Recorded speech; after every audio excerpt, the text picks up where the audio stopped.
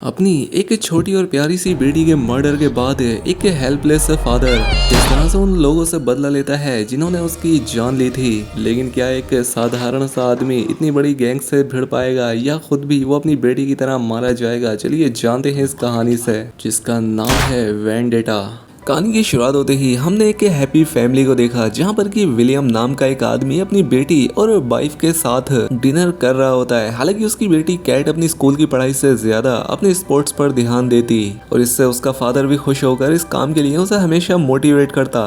वहीं दूसरी तरफ शहर की दूसरी साइड में हमें डैन नाम का एक स्ट्रिप क्लब दिखाया गया जो कि फेंटर बॉय नाम के एक गैंग का अड्डा है और इस गैंग को चलाता है डोनी नाम का एक आदमी, जिसे कि हम एक आदमी को टॉर्चर करते हुए देख पाते हैं और जानकारी लेने के बाद ही उस आदमी का मर्डर कर देता है। हालांकि डोनी इस स्ट्रिप क्लब का मालिक था पर उसका गैंग प्रोस्टिट्यूशन, एक्सटॉर्शन और ह्यूमन ट्रैफिकिंग भी किया करता था और ये लोग किसी को भी बिना झिझके मारने में तो माहिर थे। यहाँ पर हमने डोनी के दो बेटों को देखा जिसमें बड़ा था रोरी और छोटा होता है डैनी, जिसने अभी अभी ही अपने फादर का गैंग ज्वाइन किया है। अब डोनी अपने बेटे डैनी को एक गन देते हुए कहता है कि आज तुम्हें ऑफिशियली ये गैंग ज्वाइन करना है और इस गन से तुम्हें एक आदमी को मारना है जिसके बाद तुम इस गैंग में शामिल हो जाओगे। तो इसलिए डैनी अपने बड़े भाई रोरी और कुछ आदमियों के साथ अपना पहला मर्डर करने के लिए बाहर आता है और उसी वक्त कैट के स्कूल में मैच जीतने पर उसका फादर विलियम उसे ट्रीट देने के लिए एक मैक्सिकन रेस्टोरेंट में ले जा रहा था और कैट को अपनी गाड़ी में ही बैठा कर वो रेस्टोरेंट के अंदर खाना लेने चला गया। और तभी वहाँ पर फेटर बॉयज आ जाते हैं और रोरी और डैनी जिन्होंने अपना चेहरा ढक रखा था वो बेचारी कैट को गाड़ी से बाहर निकाल लेते हैं और डैनी से उसे शूट करने को कहते हैं। कैट उनसे अपनी जान की भीख मांगती है कि प्लीज ऐसा मत करो, मैंने तुम्हारा क्या बिगाड़ा है, लेकिन किसी को उस पर दया नहीं आती और डैनी भी बिना किसी हेजिटेशन के कैट को शूट करके मार डालता है। गोली की आवाज सुनकर विलियम भी बाहर आता है लेकिन अब काफी देर हो चुकी थी। विलियम बाहर आकर डैनी पर झपट पड़ा और इसने उसका चेहरा देख लिया और रोरी अपनी गैंग के साथ बाहर निकलता है और डैनी भी विलियम के सर पर एक लात मारकर वहां से भाग निकला। लेकिन इतने में ही पुलिस ने यहां आकर उसे अरेस्ट कर लिया, जिसके बाद कैट को हॉस्पिटल लाया जाता है लेकिन डॉक्टर उसकी जान नहीं बचा पाते और अपनी इतनी प्यारी बेटी की मौत की वजह से विलियम और उसकी वाइफ काफी टूट जाते हैं। विलियम और उसकी वाइफ जब कानून से मदद लेते हैं तो वो भी इनकी कोई हेल्प नहीं करता। उनका कहना था कि डैनी ने अपना क्राइम कन्फेस नहीं किया है और साथ ही उसके खिलाफ कोई सबूत भी नहीं है, इसलिए उसे बस 5 से 7 साल की सजा होगी। कोर्ट ट्रायल रूम में विलियम नोटिस करता है कि डैनी के चेहरे पर उसकी बेटी को मारने का कोई भी दुख नहीं है, इसलिए वो फैसला कर लेता है कि मैं सजा दूंगा इन्हें। इसलिए कोर्ट में उसने अपना बयान बदल लिया और विटनेस के ना होने पर डैनी को आजाद कर दिया गया।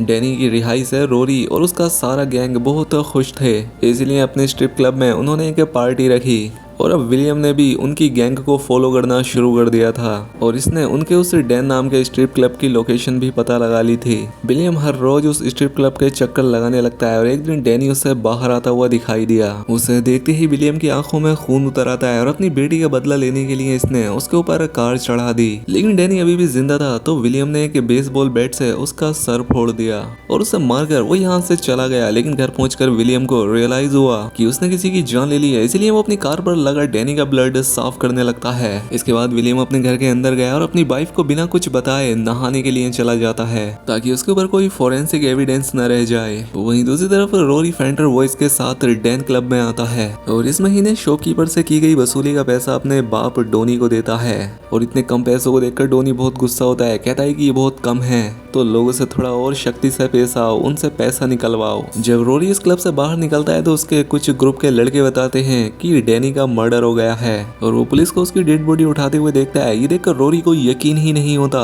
कि उसके सगे भाई को किसी ने मार दिया है और वो गुस्से में पुलिस वालों से ही लड़ पड़ा। लेकिन उसका राइट हैंड और क्लब का बाउंसर उसे समझा देता है। अगली सुबह चैन नाम का एक पुलिस सार्जेंट विलियम के घर आया क्योंकि विलियम एक रिटायर्ड आर्मी मैन है और उसके पास डैनी को मारने की एक वजह भी थी। लेकिन विलियम की वाइफ पुलिस से कहती है कि विलियम सारी रात घर पर ही था और उसका इस मर्डर से कोई लेना देना नहीं है। क्लब में रोरी जैक और अपने सभी क्लब मेंबर्स को इकट्ठा करता है और कहता है कि जल्द से जल्द मेरे भाई के कातिल को ढूंढो। और तभी उनके क्लब में काम करने वाली एक स्ट्रिपर उन्हें बताती है कि एक आदमी हर रोज क्लब के बाहर अपनी गाड़ी से आता था और जब रोरी ने उसे विलियम की फोटो दिखाई तो वो पहचान गई कि यही था वो आदमी। इसलिए रोरी ने अपने गैंग मेंबर्स के साथ विलियम को ढूंढ लिया, जो कि एक कैफे के बाहर बैठकर अपने लैपटॉप पर काम कर रहा था। रोरी ने पीछे से आकर विलियम पर अपनी गन तान दी। यहाँ पर विलियम की आर्मी ट्रेनिंग काम आती है और उसने रोरी की गन छीन ली, लेकिन रोरी के लोग ज्यादा थे तो वो विलियम पर भारी पड़े और उसे नीचे गिरा दिया, जिसके बाद विलियम रोरी के साथी की गर्दन मरोड़कर वहां से भाग निकला।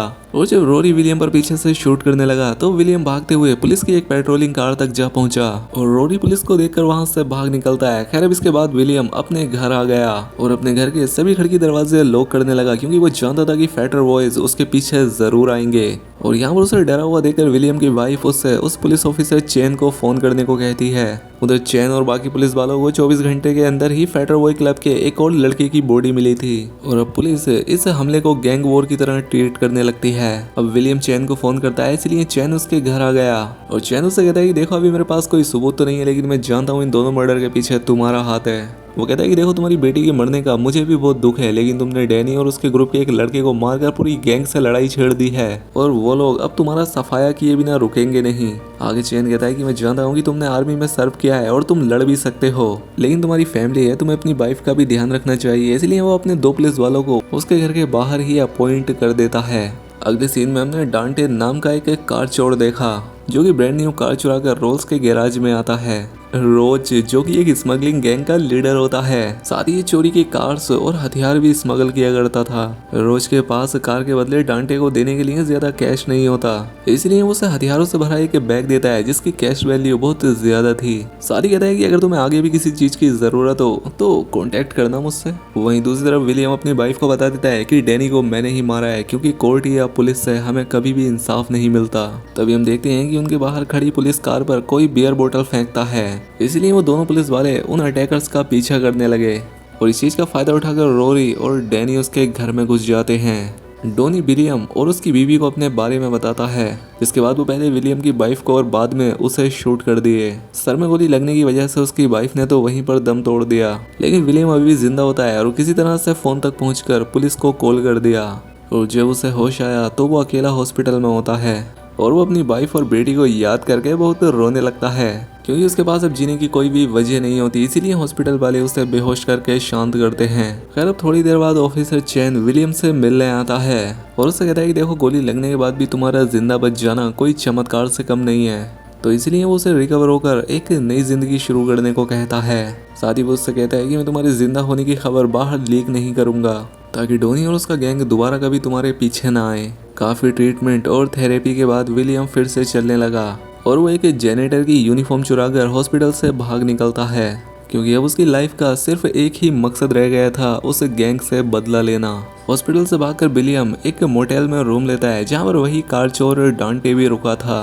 डांटे विलियम को एक रूम के बाहर से सूटकेस चुराते हुए देखता है और अगले दिन इसने उसे बैंक से उसका अकाउंट खाली करके बाहर आते हुए भी देखा। विलियम उसे बड़ा ही इंटरेस्टिंग आदमी लगा और उसने फैटर बॉय के साथ उसकी हिस्ट्री चेक करके उसकी हेल्प करने के बारे में सोचा। विलियम उसकी कोई भी हेल्प लेने से पहले मना कर देता है, लेकिन बाद में वो उससे किसी गन सेलर का पता मांगता है, इसलिए डांटे उसे अपनी गन कलेक्शन दिखाने लगा और विलियम उनमें से गन्स सिलेक्ट करने लगा। साथ ही डांटे उसे बताता है कि 3 साल पहले मेरी भी फैटर बॉय से लड़ाई हुई थी और उन्होंने मेरी कजन को मार दिया था और मेरे शोल्डर में गोली मारी थी, इसलिए उनसे लड़ाई में तुझे जो भी मदद चाहिए मैं तेरी फ्री में कर दूंगा। इसके बाद विलियम अपने कैश से उसकी सारी गन्स, जैकेट और कार खरीद लेता है और कार लेकर शूटिंग प्रैक्टिस करने के लिए एक खाली मैदान में चला गया। कई दिन की प्रैक्टिस और डेली वेपन ट्रेनिंग के बाद विलियम फिर से अपनी आर्मी दिनों वाली फॉर्म में आने लगा था और अब पूरी तरह से बदले के लिए तैयार होकर विलियम अपनी वाइफ और डॉटर की ग्रेव पर फूल रखने जाता है, जिसके बाद वो अपने रिवेंज मिशन पर निकल पड़ा। अब विलियम सबसे पहले रोरी के राइट हैंड जैक के घर जाता है और जाते ही उस पर अटैक कर देता है। हालांकि जैक विलियम से फिजिकली बहुत ताकतवर था, लेकिन जैक विलियम के गुस्से का सामना नहीं कर पाता और विलियम उसकी जान ले लेता है। खैर अब कुछ देर के बाद पुलिस को जैक की बॉडी मिलती है, जिस पर चैन समझ गया कि विलियम अपने मिशन पर फिर से निकल पड़ा है। इसलिए चैन डोनी से मिलने जाता है और कहता है कि विलियम अभी मरा नहीं है और पुलिस डिपार्टमेंट इस शहर में कोई वायलेंस नहीं चाहती, लेकिन डोनी ने उससे कहा कि चिंता मत करो, मुझे खुद का बचाव करना आता है। इसलिए चैन वहां से चला गया। अगले दिन डोनी रोरी को अपना सारा गैंग लेकर विलियम को ढूंढकर उसे मारने के लिए भेजता है। इसलिए रोरी उसे मारने के लिए अपने क्लब से निकलता है और विलियम इसी चीज का तो इंतजार कर रहा था और इनके निकलते ही विलियम एक शराबी की एक्टिंग करता हुआ क्लब के बाहर वाले गार्ड को मारकर क्लब के अंदर चला गया। विलियम सीधा डोनी के ऑफिस में आता है और डोनी उसे देखकर शॉक्ड हो गया, लेकिन वो जानता था कि विलियम उसे जिंदा नहीं छोड़ेगा, इसलिए वो कोई माफी नहीं मांगता। और विलियम अपनी बेटी और वाइफ को याद करते हुए फेडर बॉय के बॉस यानी डोनी को मार देता है। इसके बाद विलियम रोरी को फोन करके बताता है कि मैंने तेरे छोटे भाई की तरह तेरे बाप को भी मार दिया है।